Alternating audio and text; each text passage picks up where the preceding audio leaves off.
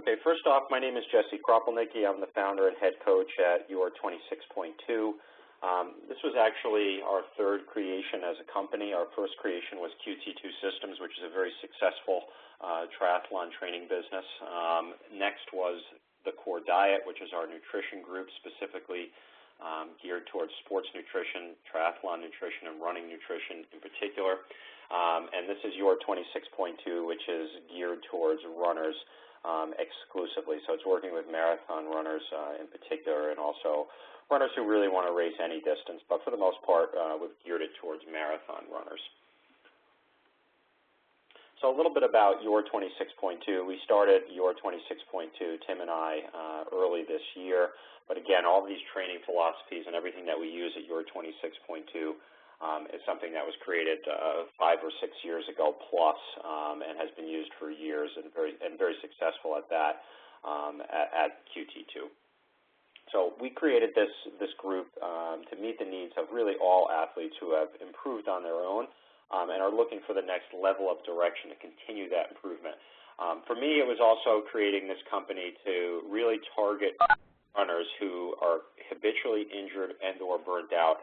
We just see so many runners in general that are trying to do it on their own, and runners just tend to be stubborn in that way. They feel that as long as they have their running shoes, they could go out and train for any race they want to, which many people do successfully, but I would say more than half actually get injured along the way and don't end up making as much progress as they could on their own. So, we've really geared this company to cater towards those runners and help them along the way and create PRs year after year. It's all about long-term progress in the approach that we take. So we started in early 2011. We presently have 45 paying members, so it's 45 members in the standard membership and or the custom membership.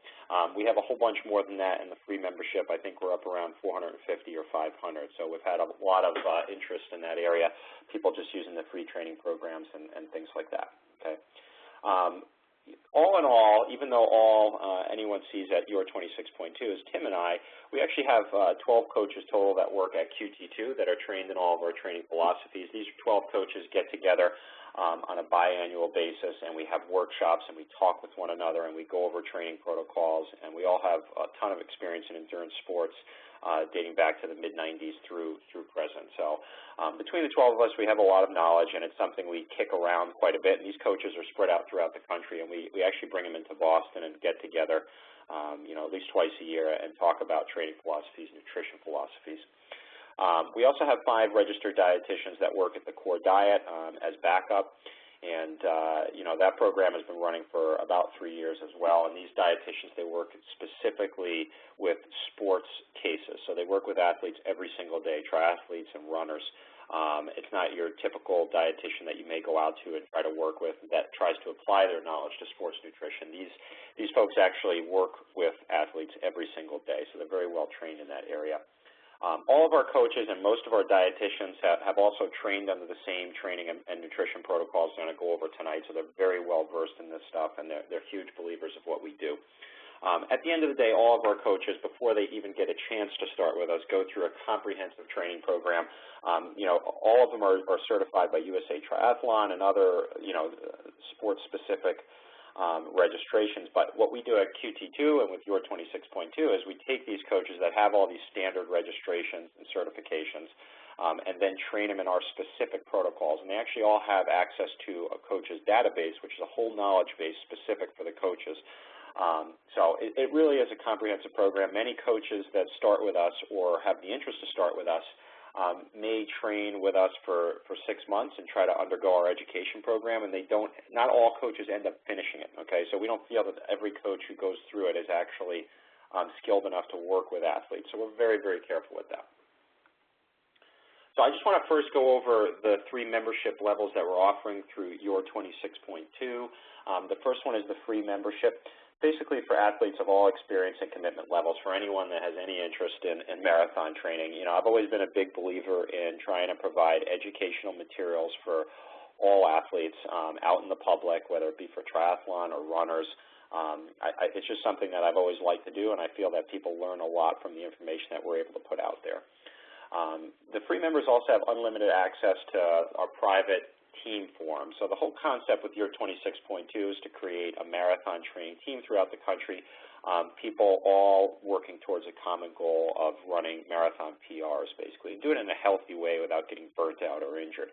So we said, let's make this team forum where people can chat about their races coming up or anything else they may want to chat about, and that's actually available to the free members as well. So we've got almost 500 people there that have that forum available. It's been pretty inactive to date, and we'd really like to see that pick up. So it's something we're going to keep out there for at least another 6 months and see if it starts to pick up. The free members also have full access to our running and heart rate calculators. I'll talk about those in a little bit more detail later. They also have full access to the key workouts page, which describes the details of the specific workouts that we call out in our free training programs. Okay. They also have a choice, obviously, of the 4 levels of free training plans that we offer on the site, and they would just pull those off the site as if they just visited without even registering. Okay, standard member is where we start to add a lot of resources and where the real value is, in my opinion. So the standard members get access to periodic conference calls and or web-based presentations where we outline the Your 26.2, I'll call it 5 cornerstones: training, nutrition, race execution, race fueling, and mental fitness, as well as restoration. So these calls we're trying to do about once a month, and it's open to all standard members and custom members. Athletes can log on to the calls, talk to Tim and I, ask any question that you wish. So it really is a good resource, and we'll stay on the call as long as it takes to get all the questions answered that come up that month. We also offer unlimited access to the remainder of our member area, which, if we have time today, I'm going to try to walk through that a little bit. But that's where we have all of the key reference materials related to our fueling guidelines, nutrition, and training guidelines. So, you know, tremendous amount of information back there that the standard and custom members get access to. These members also get an online training log, okay, where the athletes can see their workouts and log results, so it becomes a little bit more interactive. Now the athlete has access to our Ask the Coach forum, where the athlete can go to the forum, ask a question, say, hey, what should I do this week or that week? I've got a race coming up, and this wasn't initially scheduled into the standard program or one of the free programs. We're able to go in and look at that schedule, go into your training log, see exactly what you're doing, and make recommendations back to you. So this forum is actually very busy. Even with the 40 members that we do have in there, it is quite busy with questions. I would say questions being asked every single day. And even as a free member, you can log into the forum area and at least see how many threads have been started in that forum, okay, and that's just since the spring. The standard members also get analysis of their heart rate data to determine lactate threshold and really try to nail down the specific training zones that we want the athlete training at. So again, the athlete can log in to that forum and talk to one of our coaches. It'll either be Tim and I at this site, Tim or I at the site, and ask questions regarding their heart rate data and where their threshold may be, or any question related around the training zones. We also provide a specific strength training plan that gives exact exercises to do with descriptions of each exercise. So the total cost for the standard membership is just $19.99 per month, basically. I think the best value in this is getting, just to summarize, just getting the specific training log for yourself to use and log workouts. And we're actually uploading the workouts for you, so it's very easy to follow. That training log actually provides an email every night with the next 2 days of workouts, so that you don't even need to visit your training log to get your workouts. They're delivered directly to your BlackBerry or your iPhone or other smartphone. So I see a lot of value in the training log for the standard member. I see a lot of value in the conference calls that we're doing once a month. And also unlimited access to our Ask the Coach forum, where you can really ask any question that you'd like, and there's no limit on the number of questions that you could ask or anything like that. And just to note, our response time on that forum, we try to keep to 4 hours maximum, so it's a very quick turnaround. Just to talk about the custom membership a little bit, this is including all of the things I just discussed with the standard membership, except the custom members get access to a totally personalized training plan. So just to be clear, the standard membership just takes our free programs that are on the website and loads them into a training log for you, and then delivers those emails that I just discussed, and also gives you the availability to log your workout results into that, keep track of those. With the custom membership, the big difference is that we actually put together a totally detailed periodization plan. This is actually a service that we offered for many years at the QT2 site, and when we developed your 26.2, we brought this over, and it was actually very, very successful at QT2. It allows athletes to come in and say, listen, here's my previous limiters. I've had these injuries. I've trained at this level. I'm planning to do these races this year. I'm going on vacation in 3 weeks, and I can only run on Sundays, Wednesdays, and Fridays for an hour this day, an hour and a half another day, and 30 minutes the last day. So basically taking all of the athletes' specific logistics and factoring them into a detailed training program, okay? So this is what outlines the difference between the standard membership and the custom membership, okay? So a totally personalized periodization plan. And then our coaches will write the daily workouts to match that periodization plan's prescription and upload those directly to your training log. So it's uploaded in its entirety at the start of the plan. We basically have two payment options for the custom membership. You can either buy one plan. For instance, if you were starting training on January 1st and you wanted a training plan to carry you through the Boston Marathon as an example, you could pay for that whole plan lump sum and have the whole thing uploaded and then have access to our Ask the Coach form and all the member area resources throughout the entirety of the plan. Or you could grab an annual membership, and actually this has been quite popular at the QT2 site for triathlon programs and even for running programs when we did offer this over there. But it gives a little bit of a discount for those folks that know they're going to be with us for the long haul. They register for basically $75 per 4 weeks, and that requires a 52-week commitment. So during that annual membership period, we will continue to provide training plans for your races based on the race schedules that you provide us. We also do analysis of run mechanics. This is mostly specific. I just wanted to show some of the detail that we work on, but this is mostly specific to our Boston area athletes where they come in and do hands-on run gait analysis. We could also do it for remote athletes. We'll send you some directions on exactly how we want you to record your video, and then we would get on a WebEx similar to this one and actually use our sports-specific analysis software and work through your gait with you on a one-on-one basis via the WebEx. And then based on that analysis, we would address any specific weaknesses that we see, lack of flexibility, and try to give you compensatory measures to compensate for each one of those deficiencies. Okay, getting into the meat of our philosophies in terms of an approach to training and racing, we try to focus on 5 cornerstones, okay? So the first one will be training. The second one will be nutrition and restoration, and I think of these two as preparatory activities. The third one is race fueling. The fourth one is race pacing, and I think of those two as execution activities. The last one is mental fitness. Now, mental fitness actually ties back to preparatory activities and execution activities, but hands down, you need to have all 5 of these in place to guarantee good race outcomes. Many folks can deal with just the training or focus most of their attention on just the training, and just through some sheer talent that they were born with and good inherent mental skills, end up with good, so-called good race outcomes. They may not be as good as their potential may suggest, but they may not even know that.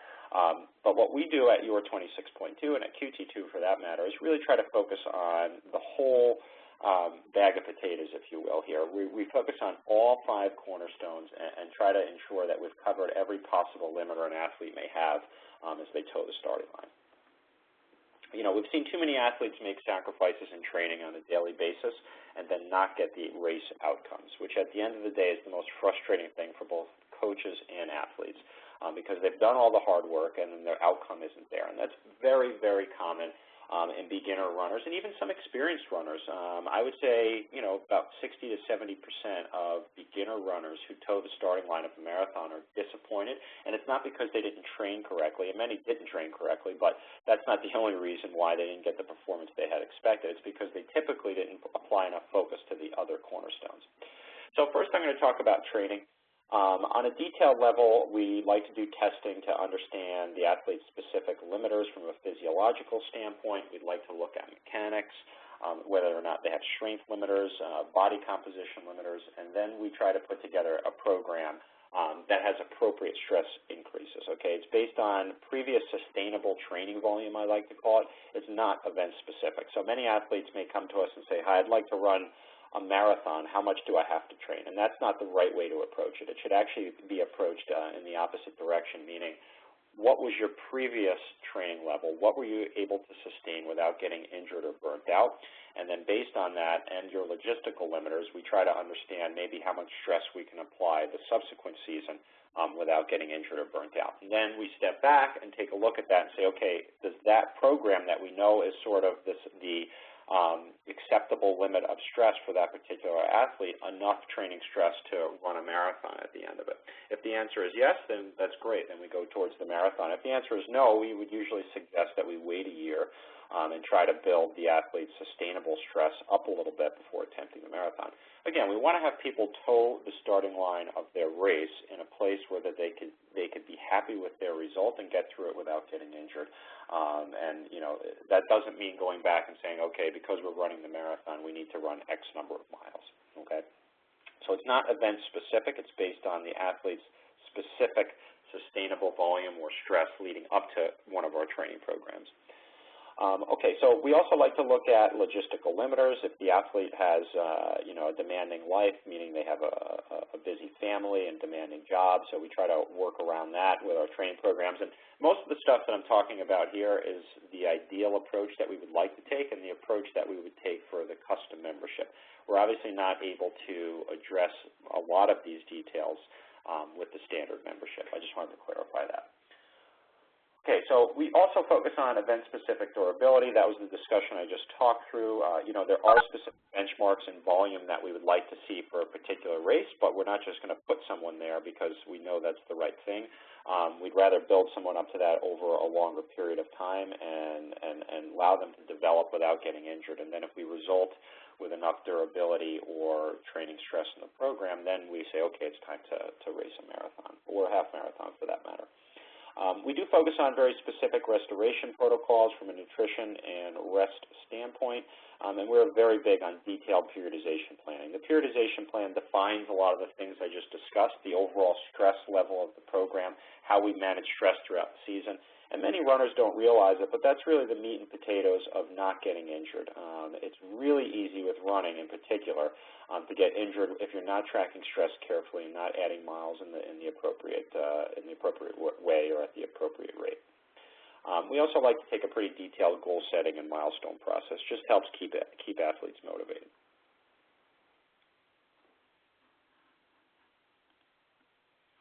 Here's an example of one of our periodization plans. I'm not going to talk through this in any great detail. I just wanted to show the figure.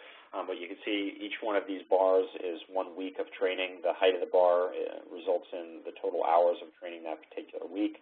You can see in this case for this athlete, we were doing a 3-week build, 1-week recovery for the first 2 cycles. And both of those cycles are aerobic-based building cycles. Then we go into a sport-specific strength phase, which is 4 weeks. And then finally, a more race-specific preparation during the final 10 weeks into the race.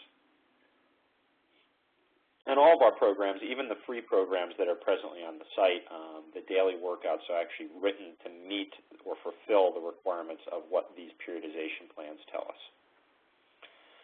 Another tool that we'd like to use, and this is a little bit more specific to our custom membership as well, but we'd like to look at trailing volume. It's a great way to manage an athlete's stress throughout the season and help ensure that they're not racing too much where they're always recovering for a race or recovering from a race and ending up with very little training volume and actually becoming unfit later in the season. This is actually quite common. And many athletes fall into that trap and start to become unfit later in the season, and or they continue to apply stress and end up injured or burnt out at some point.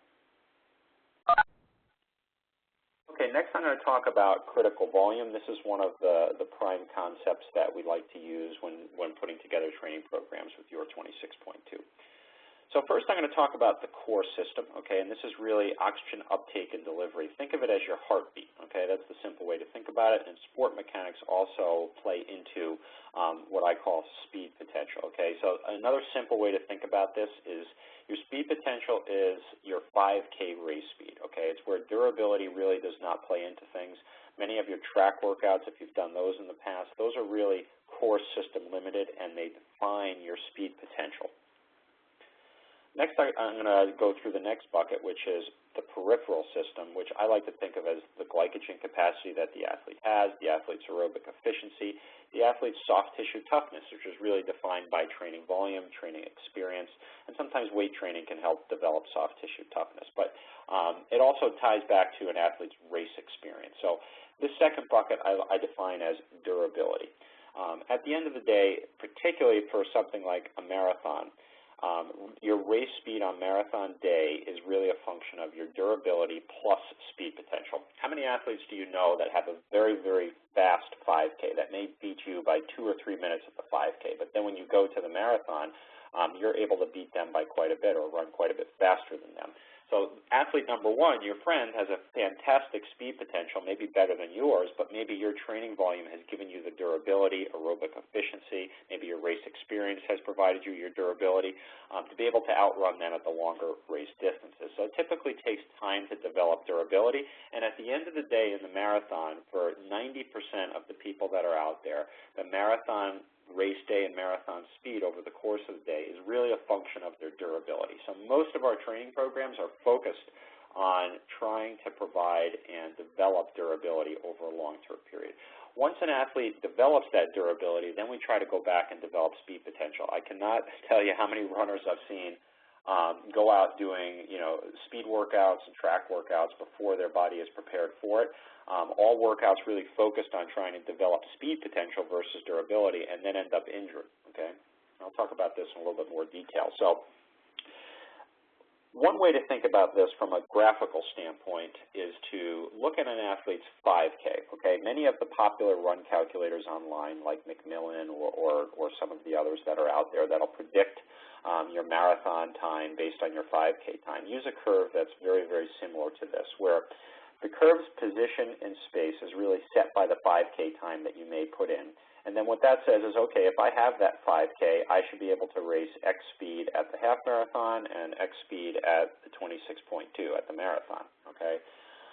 What those calculators do not do is account for the durability aspect. So what they do is they actually just take your speed potential and say, okay, I assume you have the durability to extend that speed potential to half marathon. I expect that you have the durability to extend that speed potential up to the marathon, okay? Your 26.2 has put together a calculator. It's the only one that I'm aware of that actually factors in durability, which at the end of the day is the real limiter for most people that are out running marathons, okay? So let's just run through an example. This athlete that I have an example up for here has a 5K that set its curve, which is the darker curve that I show here, okay? And he's run enough miles up to the half marathon to be able to actually have the durability to meet his speed potential curve all the way up to the half marathon. So what I call this is critical volume for the half marathon. So any race distance between 5K and half marathon, he meets his speed potential curve based on his 5K speed. What happens is when he tries to race a distance beyond the half marathon, the total race speed or race pace really starts to be limited by the athlete's durability, okay? And the amount of time that you lose from durability or lack of durability is much, much larger than any small gains you get in the speed potential curve by having a faster 5K. Okay, so that's the main concept that we focus on with your 26.2. It's the primary concept on why we've been so successful with runners and even triathletes at long course for that matter. But it's focusing on durability because that is the specific limiter when you get to these race distances. Okay, so why do so many people fade in the marathon? The bottom line is that most athletes haven't met critical volume for the race distance, okay? Because of that, they become very peripherally limited. Remember earlier we talked about core system efficiency, and then we talked about peripheral system. Again, in the marathon with durability being the primary limiter, they become very peripherally limited late in the race.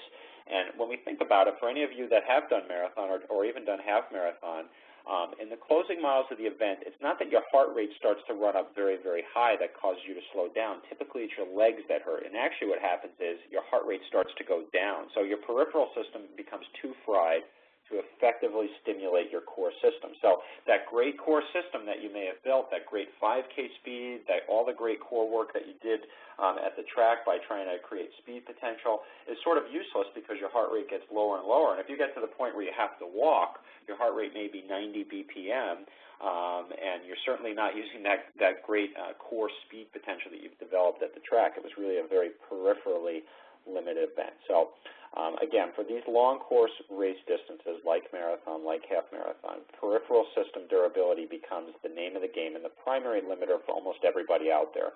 Once you've developed the durability to not have it be a limiter, then it's worth going back and really focusing on speed potential. So it begs the question, is there any need for speed work? Now, we do some because there's quite a bit of mechanical efficiency items that you gain from speed work, but for most people, we're really just trying to work on building durability. We do that through consistent aerobic work and also strength training, okay? So again, the athletes, particularly the less experienced athletes who may go out and try to do a bunch of speed work, they really risk being injured and spending time on the couch and not training. And with a race distance of this length, any time spent on the couch is time spent going backwards, because that time spent on the couch is time that could have been spent out developing durability, which is the real limiter here. So, you have to sit back and ask, how much speed work should I really be doing, okay? So when you stand back and look at this, what you find is that almost anything that can go wrong on marathon race day results in lower heart rates during the second half of the run, whether it be peripheral system durability that becomes the limiter, poor race fueling, or poor race pacing. What you will find is that as you start to come apart and that peripheral system becomes very fatigued, those heart rates start to come down. So again, stepping back and saying, well, wait a minute, why did I spend so much time doing risky workouts trying to improve my speed if I can't even use it because I'm limited by something else first, okay? So there it is. The challenge is to fully utilize that core system or speed potential, that good 5K speed during the marathon, particularly the second half. Okay, so for in-person threshold testing, we typically use 4 methods. One is the deflection point. We do it based on perceived, the ventilation method, and a Carbonin method. These are very detailed, and we try to use 4 methods to make sure that we cross-check and get a very good answer. We also like to cross-check through field tests throughout training. The heart rate calculator that we have on the website takes some information from your races, uses 2 different methods, and tries to cross-check those 2 different methods. Typically between that and asking some questions on the Ask the Coach forum, we can get it very, very dialed in for even our remote athletes who we're not working with on a one-on-one basis. We've got specific charts that our coaches use to help convert back to threshold heart rate based on the length of race, and a whole bunch of other metrics too. I'm just showing a couple examples here. I want to show our heart rate ranges. So our heart rate ranges are actually very, very simple to use with your 26.2. We use heart rate for the first 4 zones, which are zone R through zone 3. Zone 3 brings the athlete right up to anaerobic threshold. Anything beyond anaerobic threshold, like track work or like hill repeats, we'd like to do those at best sustainable effort. Have the athlete leave the heart rate monitor at home and judge the success of the workout really based on the best effort pace or speed that the athlete's able to produce. Okay, so it makes things a lot easier versus trying to track heart rates when you're running as fast as you can and can barely get enough oxygen as it is. And the primary training zone for most marathon training is going to be right in here at zone 1, which is somewhere between a 3 and 4 out of 10 on a perceived exertion scale. Talk a little bit about energy systems here. So this gets a little bit technical. I'll try to move through it pretty quickly. On the y-axis, we have lactate in the blood, and on the x-axis, we have pace. So lactate in the blood is a symptom of anaerobic energy production, which is something we certainly want to stay away from as we run a marathon or any race distance really over 10K for the most part. Any sort of anaerobic energy production becomes very physiologically expensive for the athlete using muscle glycogen and really fatiguing the peripheral system. So our goal is to always have our athletes as efficient as they possibly can right around the aerobic threshold. That's right around your marathon pace. So the typical 5K runner I have here with the red line, and I want everyone to focus on that region right around aerobic threshold. Okay, so that's the pace that the typical runner is running a marathon at. So when athletes go out, and the common athlete or the beginner athlete tends to go out and run too hard almost all the time. What that does is it tends to push up lactate threshold, but it tends to sort of bleed in anaerobic energy production at these fairly slow paces, where the aerobic threshold actually comes down to that red line that I show to the far left here. So just remember that the marathon pace is going to be right around that white aerobic threshold. So what we try to do, and the reason why it takes patience to go through one of our programs, is we really try to promote really solid aerobic efficiency early on in the program, and that means running fairly slow for quite a while until your body becomes more efficient. But once it does become efficient, you're able to run much, much quicker paces, producing much less lactate in the blood, therefore using much less anaerobic energy production, and therefore becoming more efficient for race day. So the way that we are very successful at long course races like the marathon is a very reasonable pacing strategy that makes sense so that we reduce the physiological impact early on in the run. We train such that we are very aerobically efficient right around these marathon paces, so we're using less muscle glycogen, okay? And number three, fueling the day properly, and actually fueling and training every single day very carefully. So not only are we using less muscle glycogen on race day, but we're actually supplying more through a very practiced race fueling program. So that's really the name of the game. Okay, next I'm going to discuss nutrition. That was everything that I wanted to go over regarding training. Our general nutrition philosophies follow the core diet. For those of you that aren't familiar with the core diet, it's at thecorediet.com. It's also linked from the Your 26.2 website in a couple places. But the general overview here, I just have a few slides on nutrition, is that we eat as we evolve. So we focus on very logical, evolutionary-based concepts, stay away from grains and refined sugars, other than during workouts or recovery from workouts or a specific window just prior to workouts. But other than that, really focusing on nutrient density between workouts. We're really trying to provide the right micronutrients and macronutrients and antioxidants, essential fatty acids, proteins between workouts such that we can facilitate the best possible recovery that we can from our workouts, okay? So we use those periods between workouts to get in nutrient density. These foods, the lean meats, fruits, vegetables, nuts, and seeds, also tend to be the lower glycemic foods that keep blood sugar stable throughout the day. So it's really about trying to avoid putting on excess body fat by keeping blood sugar stable throughout the day, okay? We still allow, like I mentioned, grains and refined sugars during the workouts. We like to think that most of the training sessions that we're doing, and certainly the races that we're doing, are extraordinary feats that we really weren't evolved to do. So we basically allow grains and refined sugars during those workouts. Extraordinary feats like these workouts require extraordinary fuels. Any nutrition plan that we put together gives both qualitative and quantitative guidelines. We find that some athletes really love the numbers and love the detail, and other athletes like it simple and just give me general guidelines. So we try to approach it from both directions. We also like to recommend a nutrition periodization that actually ties directly in with the training periodization, where certain times of the year you could be a little bit more flexible compared to later on in the program where you may be preparing for a specific race. Okay, so we like to call these periods between workouts core periods, where we're focused on the core foods, the lean meats, lean dairy, fruits, veggies, nuts, and seeds. Okay, so these are the most nutrient-dense foods, and again, lower glycemic as a group relative to grains and refined sugars. We like to keep the frequency up very, very high between workouts, definitely less than 3 hours at an absolute maximum.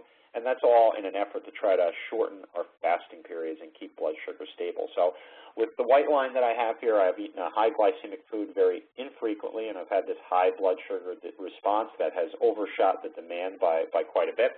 These are typically periods where you're likely to put on body fat. The core diet athlete is eating the lower glycemic foods very, very frequently. And we see how that creates a nice steady blood sugar response that just meets the demand. For our custom members, or if we have any of our members who jump on one of the core diet programs, we're pretty careful about this BMI body fat analysis, understanding where the athlete should be from a body fat perspective. And even for our remote athletes, based on their age and gender and history, we could get a good sense of where they should be. Then we try to drive at those body fat numbers that we would like to hit in an ideal world.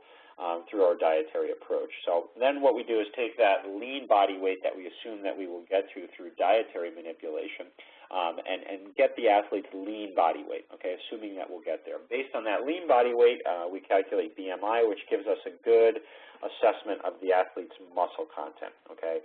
We like to think that all sports have a specific sweet spot for BMI, and that basically defines the muscle required for that event, and to not have strength be a limiter for that event. And for males, we like to see it around 20, and for female runners around 19. Now, there's many athletes who, even after we calculate their lean body weight, assuming we get there based on dietary manipulation and fat loss, that lean BMI is, let's say for a male at 22 or 23, it just means that that athlete has more muscle than required for the sport of running, and that quantity of muscle actually slow the athlete down. So over the course of maybe a year, 2 years, even 3 years in some cases, we can work with that athlete to try to have them reach the optimal BMI and actually lose muscle mass throughout the program. So the bottom line is the nutrition and training program is developed really to meet those objectives. Just some quick examples on some of the more quantitative work that we do with the nutrition plans, coming up with specific macronutrient numbers. And actually the member area in the Core Diet website will do that automatically through some of the calculators we have there for anyone that's interested. Third here, I'm going to talk about race fueling. So this is the third of our 5 cornerstones. Our race fueling plans are very comprehensive. We send out a questionnaire and determine fluid and sodium requirements for each race distance. We come up with carbohydrate needs for the athletes based on their race distance, again, based on their lean body weight and gender, and try to pull that all together into a very explicit fueling program that the athlete can depend on, practice it over many years. We have athletes that have been using some of our fueling plans for over 5 to 6 years, the same exact thing, and it becomes very second nature. They don't have to worry about it. It's something that we just take off the table as a limiter, okay? But either way, the fueling program that we put together, and we always recommend that athletes do this, practice their fueling plan to the letter every single day. We see too many athletes in training who do not practice their fueling. They'll go out for a 1-hour run and not eat anything. They go out for a half-hour run, not eat anything, or even longer than that. And then suddenly on race day, they try to put together this detailed fueling plan, and suddenly their body doesn't want it, and they wonder why. So we want it to be very, very practiced. The benefits are twofold. It reduces the physiological impact of the workout that you're presently doing because you don't end it as depleted. Therefore, you go into the next workout in a better place. But more importantly, you practice your race fueling program such that on race day there's no question marks. With our fueling plans, we also put together a specific carbohydrate loading program and race breakfast, so it's very, very detailed. Here's an example of one of our race fueling plans, giving the athlete very specific breakfast and timing of that breakfast for each race distance, exactly what to have during the race. And what comes with this also is a whole bunch of qualitative guidelines and a consultation with one of our coaches.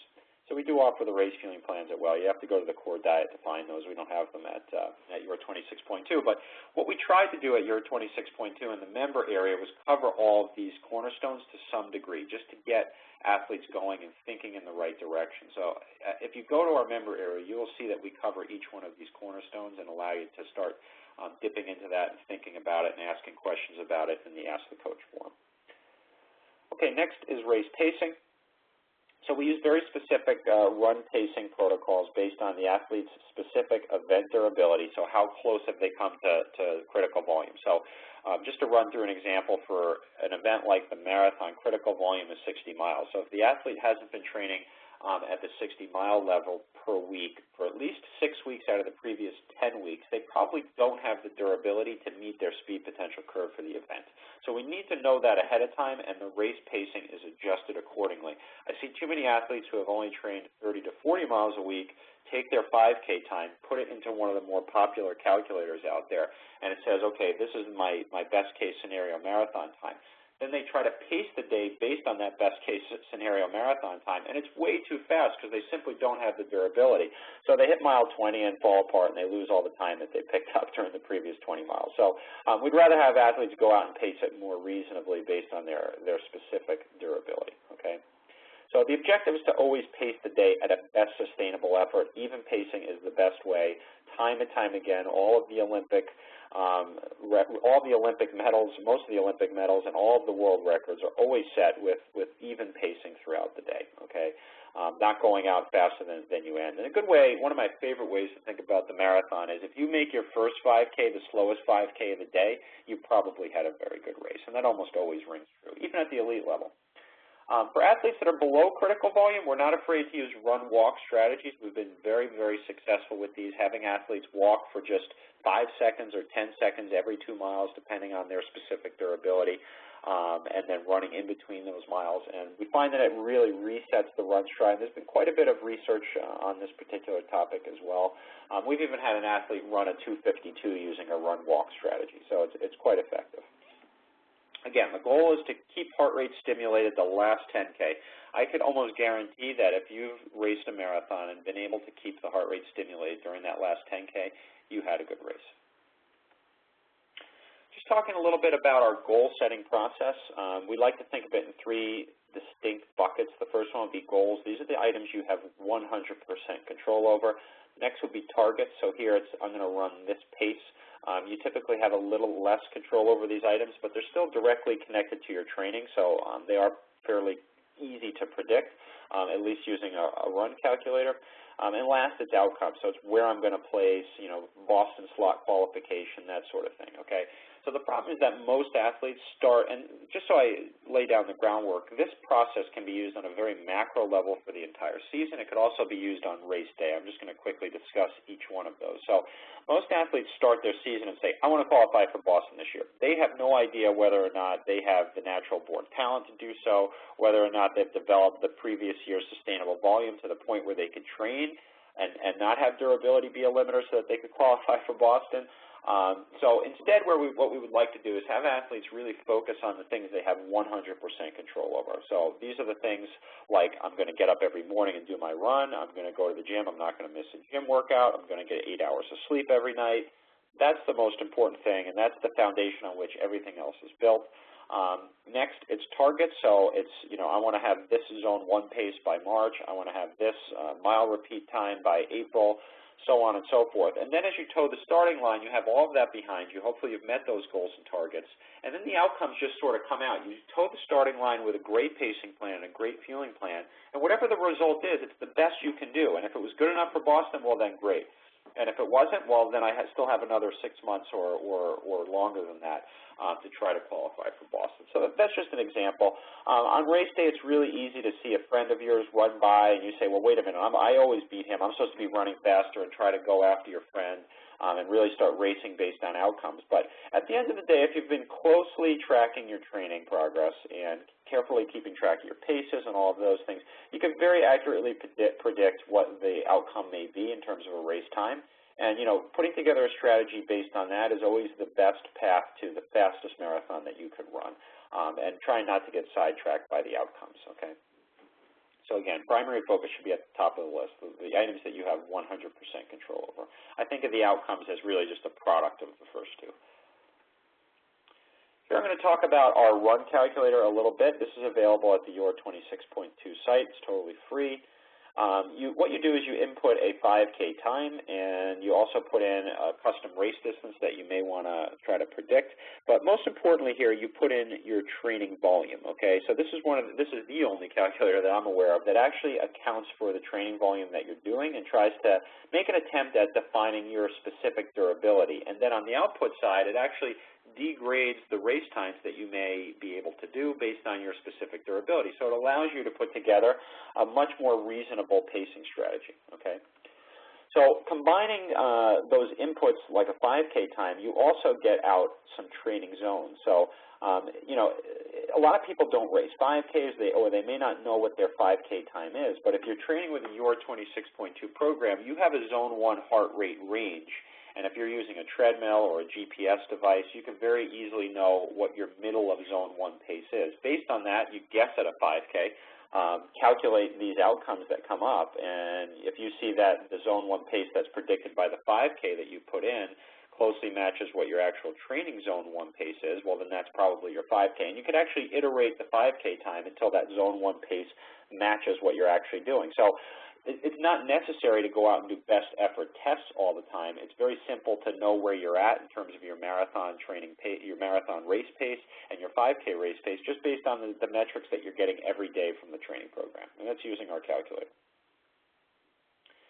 And in terms of the race time outcome, it gives both the training paces, which was the screen I just showed, and then it also gives the expected race outcomes. And again, these are degraded for durability. So you'll find that if you run our calculator compared to Macmillan or one of the other popular calculators out there, you'll find that if you have training volume that's less than, call it 30 miles or less than 40 miles per week, you'll find that it very closely matches the race distances up to about 10K or half marathon. But then for marathon, ours will predict quite a bit slower because, again, ours is really degrading the race time based on your specific durability that was defined by the previous screen input. So it gives you a much more reasonable pacing strategy and also much better expectations.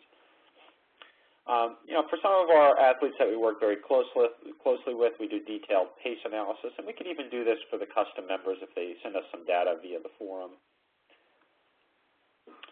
Last thing I want to talk about is mental fitness, and this is very important. And presently, we actually don't have any resources in the Your 26.2 member area to address this, but it is something we will be putting out within the next several months.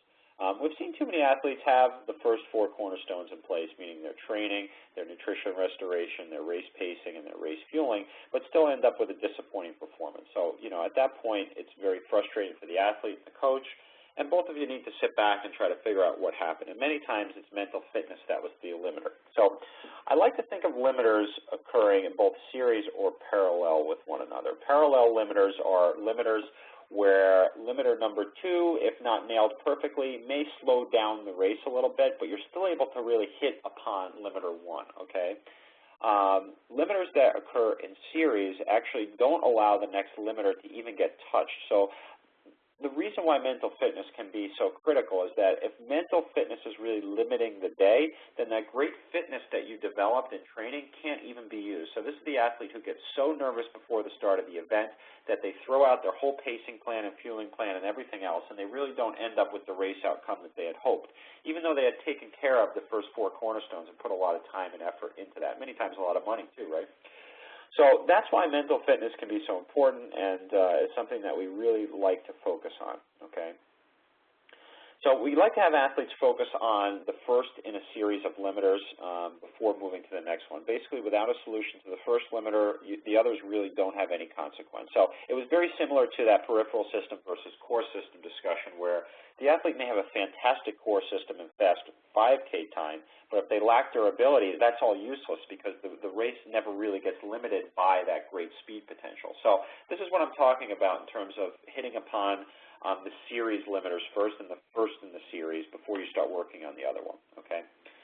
So mental fitness certainly falls into that category, and this becomes common where you see the first 4 cornerstones that we've discussed here totally covered by the athlete and executed, but still not having race outcomes, and that happening on a more regular basis.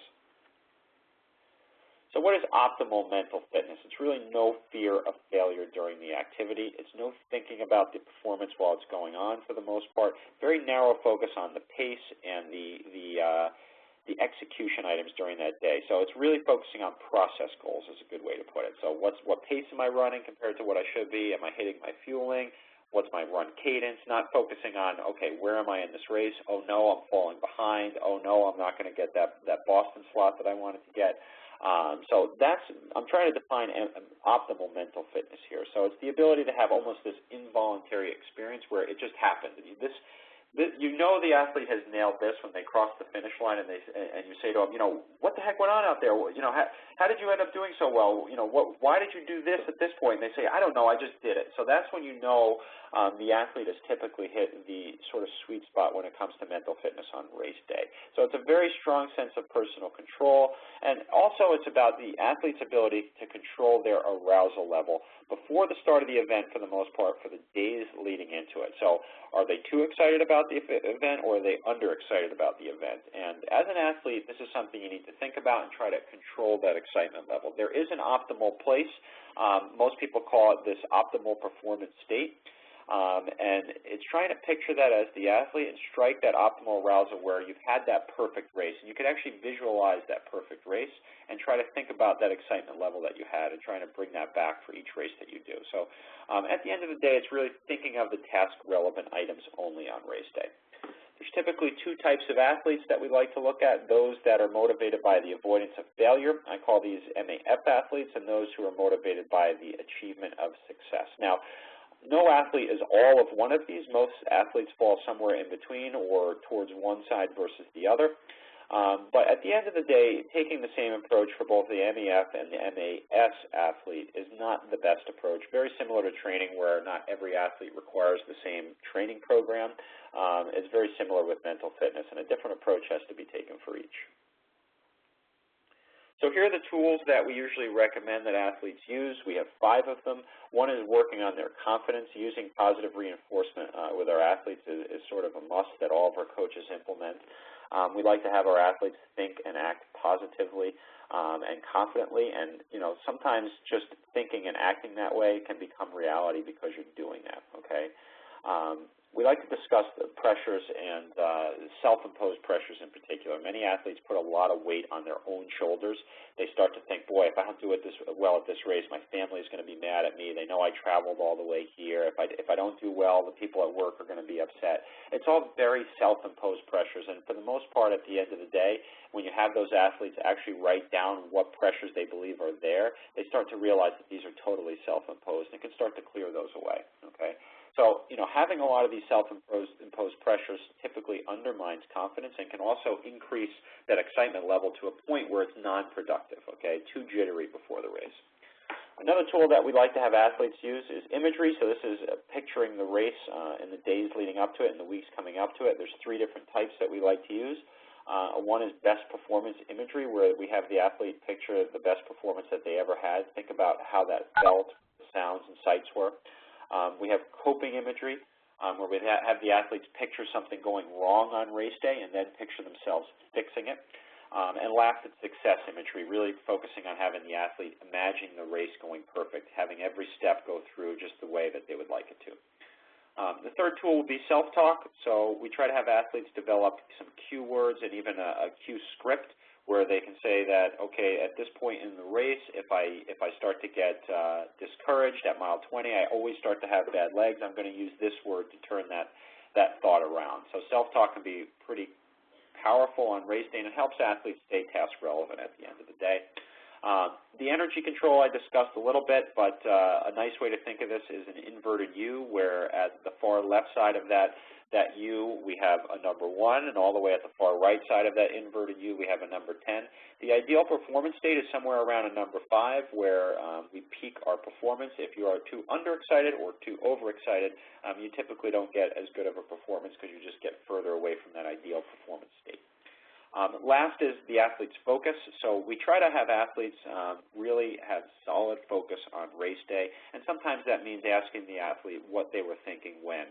So what were you thinking when you did this? What were you thinking at the starting line? If we have a sense that the athlete may have had a mentally limited day, we'll start asking questions like this to help understand where the athlete's focus was. And then that's the first step to helping them refocus. So that's most of the presentation that I put together tonight.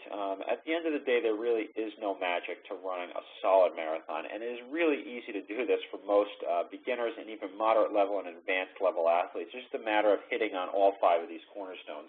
As I mentioned, many athletes just focus on the training piece and still end up disappointed on race day. So we really encourage working on all of these and not having one of the other items be a limiter on race day, such that your sacrifices don't come through. And when I say sacrifices, I mean the tremendous sacrifices that have been put in training for the most part.